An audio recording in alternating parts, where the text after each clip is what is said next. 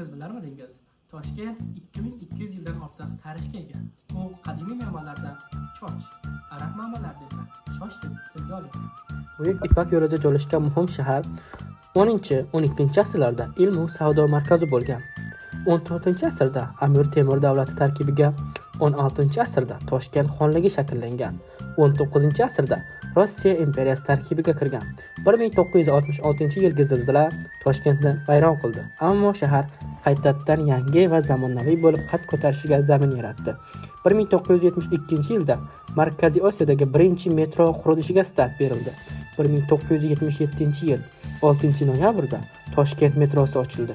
1991-yil 31-avgustda O'zbekiston mustaqillikka erishdi va Toshkent uning poytaxti edi.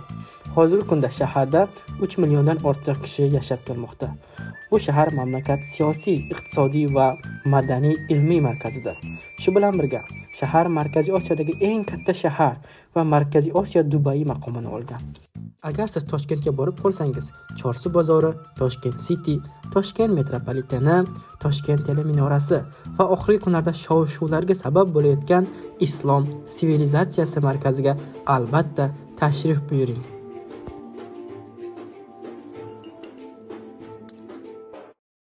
Agar siz har kuni dunyoning har xil shaharlari to'g'risida ma'lumotga ega bo'lmoqchi bo'lsangiz, bizga obuna bo'ling va biz bilan qoling.